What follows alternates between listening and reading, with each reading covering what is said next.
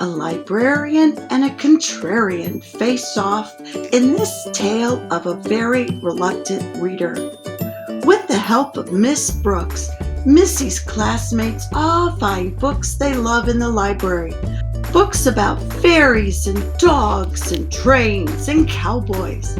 But Missy dismisses them all. Still, Miss Brooks remains undaunted. Missy will find a book to love even if they have to empty the entire library. What story will finally win over this beastly, or discriminating child? One about an ogre, of course. Barbara Bottner and Michael Emberley pay playful homage to the diverse taste of child readers and the valiant libraries who are determined to put just the right book in each child's hands, including yours, my friends. Miss Brooks loves books, and I don't. Miss Brooks is our librarian. She loves books a lot. She loves The Runaway Bunny and Babar and Where the Wild Things Are and The Very Hungry Caterpillar. I asked Miss Brooks why she dresses up for reading circle. I want you to get as excited about books as I am, she says. I think Miss Brooks gets a little too excited, and I bet her costumes itch. Halloween means we each have to find a poem to share, but all the books with witches, ghosts, and goblins are checked out, and I hate pumpkins. So I make up a Halloween poem of my own. Eek, a freak! The class looks at me funny. Miss Brooks says, well, it's a start. All year long, Miss Brooks reads us books. Books about dragons and pilgrims and presidents. Books about love and leprechauns, groundhogs even. It's vexing. Then, in May, Miss Brooks tells us something truly terrifying. Book Week! You each need to pick a favorite story to share with the class. I want you to wear a costume and tell us all about it. Really show us why you love it, she says. It's Book Week!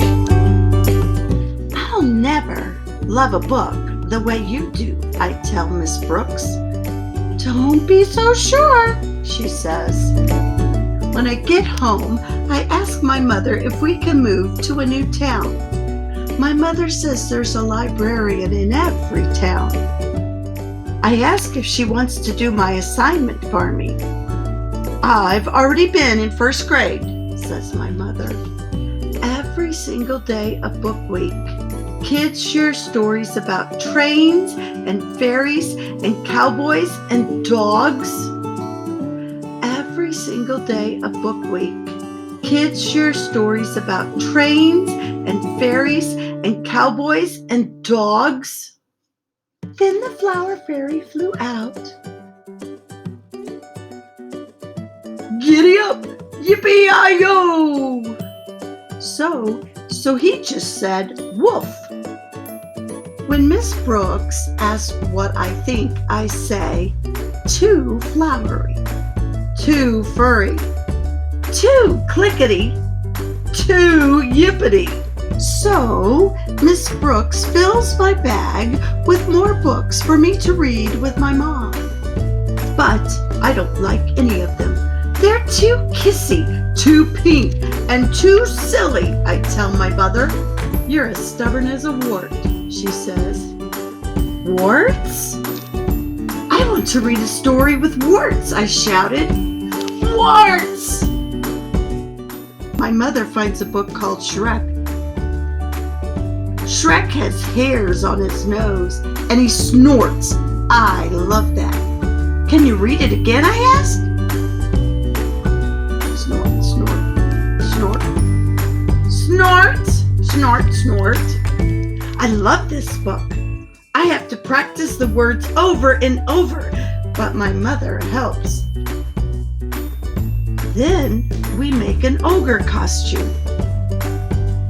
I make stick-on words for the whole class.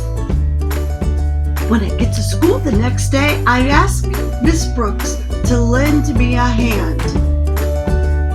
When I say the word snort, the whole class snorts. I explain why a stubborn, smelly, snorty ogre searching for a revolting bride makes me laugh. Snort, snort, snort, snort, snort, snort, snort. Miss Brooks says she's glad I found a book to love. She says that even ogres, like me, can sometimes find something funny and fantastic and appalling in the library. And that is the slimy truth.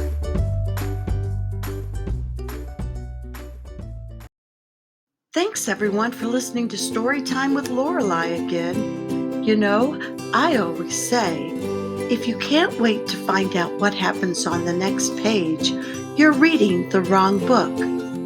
You need to read books that you like. So think about what kind of movie you would watch and ask your librarian for a book in that genre. There are lots of good books in the library. Go and ask your librarian to help you find a good fit book, one that is just the right book for you.